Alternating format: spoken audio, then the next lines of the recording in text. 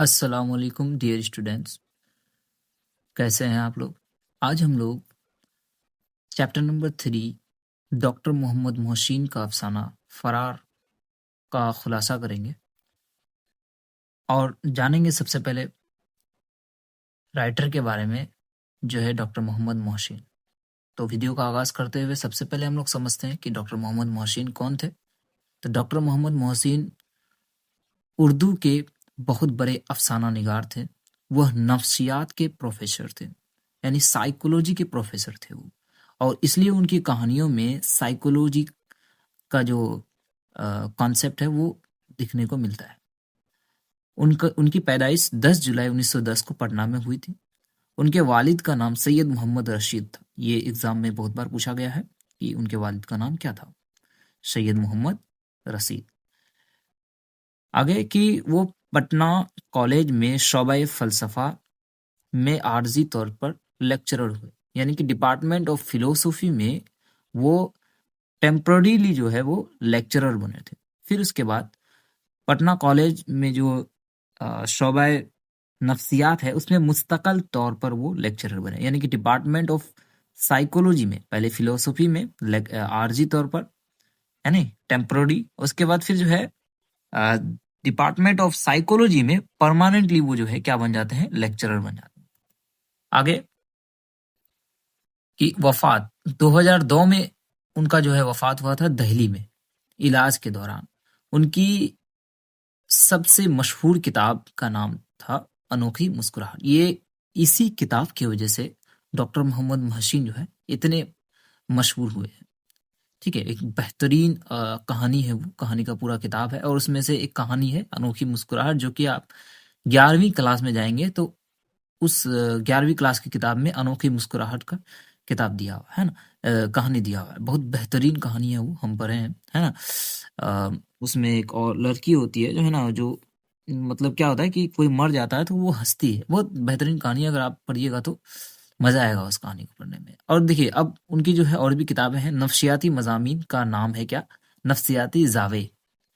ठीक है, यानी कि साइकोलॉजी का जो है कहानी है उसमें, ठीक है, मज़ामीन है। अब देखिए शेरी मजमुआ है ना, जिसमें शेर व शायरी की किताब है, उसका नाम है जख्म के फूल। आगे बढ़ते हैं हम लोग। अब ये जो कहानी फरार है जो सैयद मोहम्मद मोहसिन के द्वारा लिखा गया है, उसका हम लोग सबसे पहले तशरीह करते हैं। ठीक है, तो इसमें जो फरार है उसका मतलब क्या होता है। फरार का मतलब भागना होता है, जो हम लोग जानते हैं, है ना। पर यहाँ पर वो जो कहानी का जो मरकजी किरदार है वो भाग भाग नहीं रहा है, बल्कि वो अपनी किसी जेल से नहीं भाग रहा है, बल्कि वो अपनी दिमागी जो परेशानियां हैं और जो खौफ है उनसे वो भाग रहा है।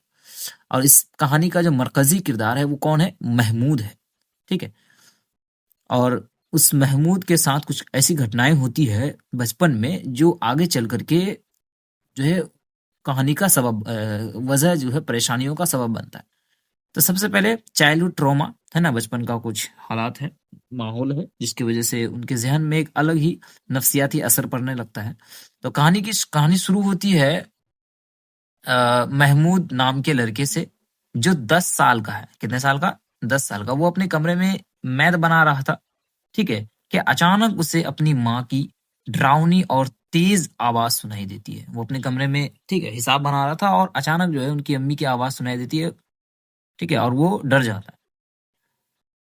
ठीक है, जैसे कि हम लोग अचानक अम्मी का आवाज आता है तो हम लोग किस तरह से कि बाप रे क्या होने वाला है ना, या तो पिटाई होगी आज या डांट पड़ेगी, है ना। तो इस तरह से वो भी डर जाता है। महमूद की माँ बहुत गुस्से वाली और सख्त तबीयत की औरत थी, बहुत ज्यादा गुस्से वाली औरत थी वो, बहुत ज्यादा सख्त तबीयत की औरत थी, और उसका जिस्म भारी था। वो बहुत, वह हर वक्त महमूद के बाप पर चिल्लाती रहती थी, है ना। वो बहुत ज्यादा, मतलब उनका शरीर जो है बहुत ज्यादा भारी भरकम था, बहुत ज्यादा मोटी औरत थी, तंदुरुस्त, और उनके बाप पर हमेशा चिल्लाती रहती थी। ठीक है, और उनका बाप भी सुन लेता था, है ना। उनका उनका बाप जो है बहुत कमजोर और डरा हुआ इंसान था। बहुत ज्यादा डरता था वो अपनी बीवी से, बहुत ज्यादा डरता था, बहुत कमजोर इंसान था वो। अपनी बीवी से के सामने बिल्कुल भी नहीं बोल पाता था, इतना डरता था। माँ को शक था कि बाप किसी वकील के घर जाता है और वहां किसी औरत के चक्कर में है। हालांकि बाप शरीफ आदमी था, माँ उसे बहुत जलील करती और कोसती थी। ठीक है। उनको उनकी बीवी को लगता था कि ये किसी वकील के घर जाता है और उनकी बीवी के साथ उनका कुछ अफेयर है, चक्कर है, और उनके उनका जो शौहर था वो बहुत अ, शरीफ आदमी था, लेकिन उनकी अम्मी उनको ज़लील करती रहती थी। अब नतीजा ये हुआ कि महमूद यह सब देखकर बहुत डर जाता है। उसके नन्हे ज़हन पर यह नुक्स बैठ गया कि औरत बहुत खतरनाक होती है और मर्द बेबस होता है। अब ज़ाहिर-सी बात है, वो उन वाक़ियों को देख कर के बचपन से जो है वो उन वाक़ियों को देख रहा है, जिस वज़ह से उनके ज़हन में वो जो है बैठ जाता है वो बात कि औरतें जो है बहुत मज़बूत होती है और बहुत खतरनाक होता है, और जो मर्द है वो ज़्यादा बेबस होता है, लाचार होता है, मजबूर होता है ना? अब देखिए, जवानी और हॉस्टल की ज़िंदगी। क्या होता है कि महमूद 10 साल का था कि उनके वालिद का यानी और वालिद और वालिदा का जो है इंतकाल हो जाता है। वो यतीम हो गया, अपने मामू के घर रहने लगा, है ना? अब ये क्योंकि उनके वालिद और वालिदा इंतकाल हो गए तो वो मामू के घर रहने लगा। वहाँ उसे बहुत तकलीफ़ें उठानी पड़ी, जिसकी वजह से वो वक़्त से पहले बहुत सख्त और पुख्ता हो गया। ज़ाहिर-सी बात है, बहुत ज़्यादा तकलीफ़ें उठानी पड़ेगी बचपन में, तो आदमी बहुत ज़्यादा क्या होगा, सीरियस होगा और बहुत ज़्यादा पुख्ता, मज़बूत हो जाएगा, स्ट्रॉन्ग हो जाएगा। जैसे कि आपने कहानी पढ़ा होगा ईदगाह, जिसमें जो महमूद लड़का है, वो कितना कम उम्र में कितना संजीदा हो जाता है, कितना मज़बूत, स्ट्रॉन्ग हो जाता है, उनका जो मेंटालिटी है, उनका कितना स्ट्रॉन्ग होता है ना? तो इसी तरह से यही घटना जो है सेम वाक़या जो है इसके साथ होता है, महमूद के साथ भी, है ना? वैसे ही कुछ मामला है।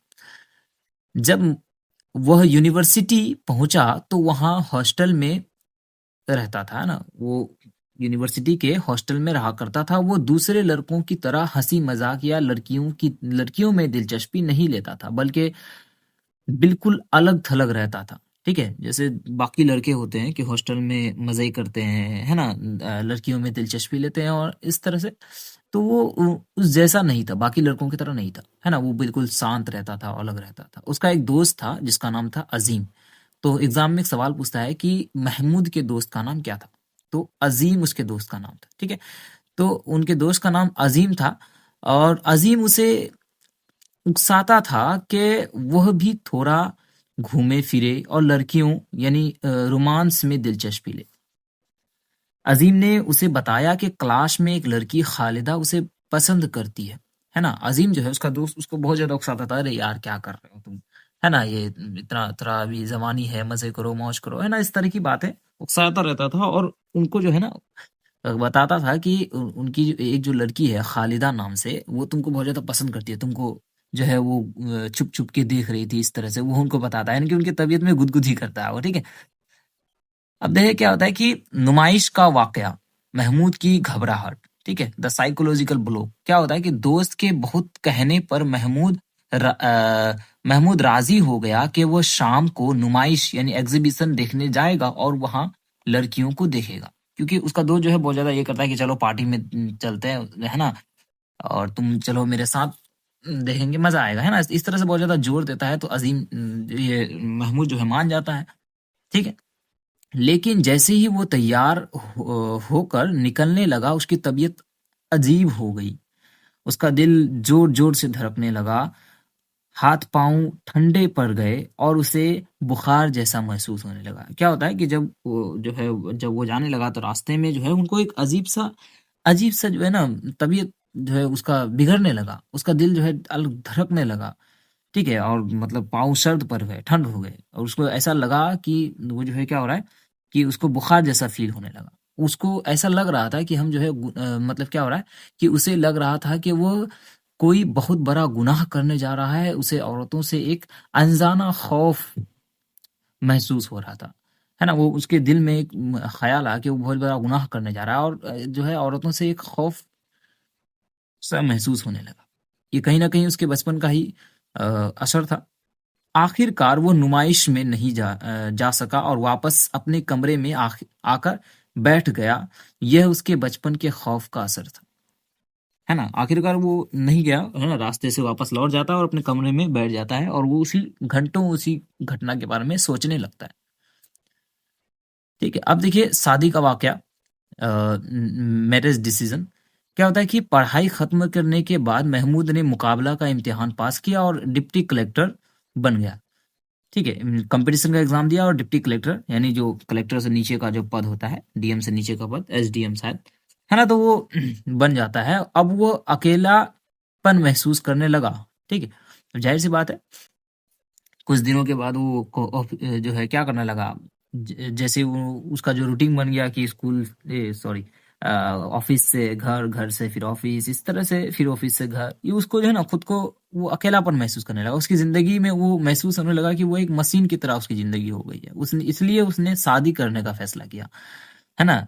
हर इंसान को हमसफर चाहिए होता है, अपनी जिंदगी को, बाकी जो बेहतर जिंदगी है उसको गुजारने के लिए हमसफर चाहिए होता है ना। तो इसलिए जो है वो शादी करने का फैसला करता है। उसने एक कम उम्र की लड़की जुबैदा से रिश्ता तय किया, है ना, बहुत कम उम्र थी उनकी, उनके साथ उन्होंने रिश्ता तय किया। जुबैदा ने मैट्रिक पास किया और शादी की धूमधाम से तैयारी शुरू हो गई, है ना। जब वो मैट्रिक का इम्तिहान पास किया तो उसके बाद जो है उनकी धूमधाम से शादी जो है तैयारियां शुरू होने लगे। महमूद बहुत खुश था कि अब उसकी जिंदगी बदल जाएगी और रंगीन हो जाएगी, है ना। अब उसको महसूस होने लगा कि जो है उसकी जिंदगी अब बदलने वाली है ना। अब जो है हम सफर आने वाला है, तो उनकी जिंदगी जो है बहुत बेहतर तरीके से गुजरने वाली है बाकी की जिंदगी।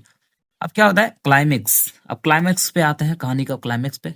क्या होता है कि ये कहानी के क्लाइमेक्स में क्या होता है कि शादी हो गई, बारात लड़की वालों के घर पहुंची, सब कुछ ठीक चल रहा था, सब कुछ ठीक चल रहा था। लेकिन जैसे ही महमूद को जनान खाने यानी वो हिस्सा जहां सिर्फ औरतें होती है, आंगन, आंगन में, है ना, हो सकता है कि ये सुहागरात वाले रूम में, है ना, इस तरह से जब ले जाया जाने लगा, अचानक महमूद की हालत खराब हो गई। ठीक है, क्या होता है, अचानक महमूद की हालत जो है वो खराब हो जाती है। आप सोच सकते हैं, औरतों का हुजूम और वह माहौल देखकर उसे दोबारा अपना बचपन याद आ गया। अब इतना हुजूम, क्योंकि औरतें होती है शादी में इतनी, है ना, तो औरतों का वो हुजूम देख करके उनके बचपन का जो वो वाकया था वो उनके सामने में नजर आने लगता है, स्क्रीन की तरह प्ले होने लगता है। उसे अपनी माँ का चीखना, है ना, और बाप का डरना याद आ गया।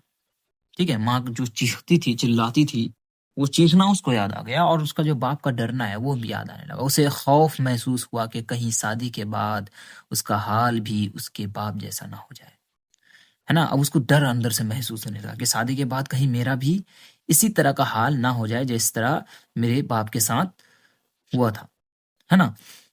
इस उसके पैर लड़खड़ाने लगे, जिस्म कांपने लगा और पसीने छूट गए।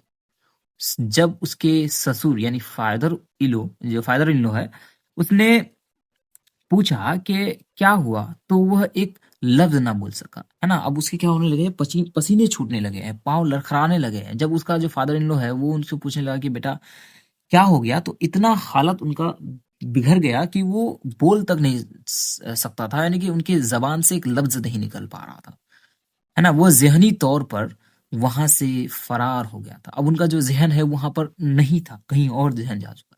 यानी, है ना, यानी उसका दिमाग सुन्न हो गया, और और वह रिश्ते को निभाने की हिम्मत हार गया। ठीक है? यानी कि अब सिर्फ़ उनका जिस्म वहाँ बचा था, अब उसका ज़हन जो है वो सुन्न हो चुका था। तो इसलिए शायद कहानी का जो उन्वान है वो है फरार। ठीक है? तो ये है कहानी। अब कहानी का खुलासा करते हैं, है ना। तो ये कहानी हमें बताती है कि बचपन के वाकयात इंसान के दिमाग पर कितना गहरा असर डालते हैं। महमूद के नहीं, आप समझ सकते हैं कि बचपन का जो कोई भी वाकया है इंसान के जहन पर कितना गहरा असर डाल सकता है, जो उनके जवानी में आके भी दिख सकता है। महमूद के वालिदैन के झगड़ों ने उसे नफ्सियाती मरीज बना दिया, यानी साइकोलॉजिकल पेशेंट बना दिया उनको, है ना। उसे लाशौरी तौर पर अनकॉन्शियसली औरतों से नफरत और खौफ हो गया था, जिसकी वजह से वो अपनी शादीशुदा जिंदगी शुरू करने में नाकाम रहा, है ना। अब उनको जो है ना बचपन के उस घटना की वजह से अब उनके जहन में औरतों से उनका खौफ और उनसे नफरत जो है वो बढ़ने लगा। अब कहीं जाकर के आगे जाके उनकी शादी में वो दिक्कत करता है, परेशान, है ना। इसलिए वो साइकोलॉजी का एक पेशेंट बन जाता है। हालांकि इसका इलाज भी होता है, जो साइकेट्रिस्ट होते हैं वो उनका इलाज करते हैं। आपने मूवीज में देखा होगा कभी ना कभी, है ना। तो इस कहानी से हमें क्या सीख मिलती है? तो इस कहानी से हमें ये सीख मिलती है कि हमें अपने बच्चों के सामने में, है ना, हमें अपने बच्चों के सामने में कभी भी जो है लड़ना नहीं चाहिए। चाहे कोई भी पेरेंट्स हो, अपने बच्चों के सामने में कभी उनको नहीं लड़ना चाहिए। क्योंकि आप जो भी वाकयात या जो भी जो है काम करते हैं, अमल करते हैं, वो उनका जो है बच्चों के ज़हन पर उसका असर जाता है। इसलिए अगर आप उनके सामने में लड़ेंगे, झगड़ेंगे, तो वो कहीं न कहीं उनके ज़हन में उस तरह का जो है सोच उनके ज़हन में बैठ जाएगा, और कहीं न कहीं महमूद की तरह हो सकता है कि उनका ज़िंदगी जो है अधूरा रह जाए। तो इसलिए जो है ये जो है इस बात का ध्यान रखना होता है ना? सारे पेरेंट्स को, सारे गार्जियंस को। अब हम लोग इस चैप्टर के कुछ मारूजी सवालात को जानेंगे, है ना? यानी एमसीक्यू क्वेश्चन। सबसे पहले आप ही जवाब दीजिए, है ना? अभी जस्ट हमने आपको पढ़ाया तो कुछ इनमें से कि डॉक्टर मोहम्मद मोहसिन की पैदाइश कब हुई थी? 1908, 1909, 1910 या 1911 को? तो हमने जस्ट आपको बताया 1910 को उनकी पैदाइश हुई थी। डॉक्टर मोहम्मद मोहसिन किस मजमून के प्रोफेसर थे? तो जरा बताइए तो। उर्दू के, नफ्सियात के, तारीख के या अंग्रेजी थे? अंग्रेजी के। किसके प्रोफेसर थे वो? तो अभी अभी हमने जस्ट आपको बताया कि वो साइकोलॉजी के प्रोफेसर थे, यानी नफ्सियात के प्रोफेसर थे। अनोखी मुस्कुराहट किसका अफसानवी मजमुआ है? सुहेल अजीम आबादी, निगार अजीम, सैयद मोहम्मद मोहसिन या प्रेमचंद? तो किसका अफसानवी मजमुआ है अनोखी मुस्कुराहट? तो अनोखी मुस्कुराहट जस्ट हमने बताया आपको कि एक लड़की थी, जो क्या होता था कि इसमें कि वो लाश को देख करके, है ना, कोई मरता था तो उनको देख करके वो हंसती थी। इस तरह का उनका साइकोलॉजिकल बीमारी था उनका। ठीक है, बहुत बेहतरीन कहानी है। जस्ट हमने आपको बताया कि 11th में जाके आपको पढ़ना होगा उसको। कहकशां हिस्सा अव्वल में। तो ये किसका अफसाना है? ये सैयद मोहम्मद मोहसिन का ही अफसाना है। अब देखिए, फरार, अफसाना फरार का मरकजी किरदार कौन है? इसका जो मेन कैरेक्टर है, मुख्य किरदार, वो कौन है? महमूद है ना? तो इसका सही जवाब होगा महमूद। इसका सही जवाब कौन होगा? महमूद होगा। आगे, महमूद कितने साल की उम्र में यतीम हो गया था? 8 साल, 9 साल, 10 साल या फिर 12 साल? तो कितने साल की उम्र में वो यतीम हो गया था? तो इसका सही जवाब होगा 10 साल की उम्र में वो यतीम हो गया था। और छठा सवाल कि महमूद की अहलिया यानी उनकी जो बीवी है उसका क्या नाम था? खालिदा, जुबैदा, आबिदा या साजिदा? तो इस सवाल का जवाब मैं आपके लिए छोड़ रहा हूँ। ये सवाल का जवाब आपको देना है, ठीक है? कमेंट बॉक्स में देना है। जिनका जवाब सबसे पहले आएगा उनको मैं पिन कर दूंगा और उनको लाइक भी कर दूंगा। ठीक है, देखते हैं सबसे पहले कौन इसका जवाब दे पाता है। दूसरा 7वां नंबर सवाल कि तालीम मुकम्मल करने के बाद महमूद किस ओहदे पर फायज हुआ? क्लर्क, वकील, डिप्टी कलेक्टर या प्रोफेसर? तो किस ओहदे पर वो फायज हुआ था, है ना? कौन सा ओहदा मिला था, कौन सा पद मिला था उसको? डिप्टी कलेक्टर का। अब आगे देखिए कि डॉक्टर मोहम्मद मोहसिन के वालिद का क्या नाम था? सैयद मोहम्मद रशीद, सैयद मोहम्मद शबीर, सैयद मोहम्मद मोहसिन या सैयद मोहम्मद अली? तो अभी अभी जस्ट हमने आपको बताया कि डॉक्टर मोहम्मद मोहसिन के जो वालिद है उसका नाम था सैयद मोहम्मद रशीद, है ना? 9 नंबर सवाल कि डॉक्टर मोहम्मद मोहसिन की वफात कब हुई? 2000, 2001, 2002, 2003 में? तो उनकी जो वफात हुई थी वो 2002 में हुई थी। सही जवाब होगा ऑप्शन नंबर बी, दिल्ली में इलाज के दौरान। ठीक है, डॉक्टर मोहम्मद मोहसिन जो है वो हज भी किए थे। ठीक है, ये भी याद रखिएगा कि 10 नंबर सवाल कि अफसाना फरार किस नौइयत का अफसाना है? तारीखी, नफ्सियाती, रोमानी या जामोसी? तो अफसाना फरार जो है किस नौइयत का है? तो किस तरह का अफसाना है जरा बताइए तो। फरार, तो डॉक्टर मोहम्मद मोहसिन एक क्या थे? वो एक डॉक्टर मोहम्मद मोहसिन जो है वो एक अफसाना क्या बताए, नफ्सियात के प्रोफेसर थे, इसलिए उनका जो अफसाना है फरार वो भी एक नफ्सियाती अफसाना है। अभी अभी जस्ट हमने आपको पढ़ाया कि इस कहानी में एक लड़का जो होता है वो नफ्सियाती बीमारी का शिकार रहता है ना, तो ये अफसाना जो है नफ्सियाती नोयत का है ना? तो इसका सही जवाब होगा ऑप्शन नंबर बी। तो ये चैप्टर जो है आपका फिनिश होता है। अगर आपको वीडियो अच्छा लगा होगा तो हमारे चैनल को सपोर्ट जरूर कीजिएगा। एक स्टूडेंट ही उनके टीचर को सपोर्ट करता है जिनकी वजह से वो आगे बढ़ पाता है। तो आपका कर्तव्य है और हम इतना मेहनत करते हैं, तो एक सब्सक्राइब तो जरूर बनता है, लाइक भी और अपने दोस्त जो है, अपने क्लासमेट्स जो है, उनके साथ शेयर ज़रूर कर दीजिएगा वीडियो को, ताकि वो भी जो है नॉलेज को ले सकें, है ना? और अगर आपको इस चैप्टर का जो पीडीएफ चाहिए, लेक्चर का पीडीएफ, जो ये वाला पूरा पीडीएफ जो है, अगर आपको ये चाहिए होगा, तो आप जो है क्या कर सकते हैं, हमारे channel, Telegram channel success point fun को ज्वाइन कर सकते हैं और वहाँ से सारे जो है नोट्स को डाउनलोड कर सकते हैं अपने मोबाइल पर। ठीक है, व्हाट्सएप चैनल को भी ज्वाइन कर सकते हैं लेटेस्ट अपडेट के लिए, और इंस्टाग्राम आईडी को भी आप ज्वाइन कर सकते हैं। ठीक है,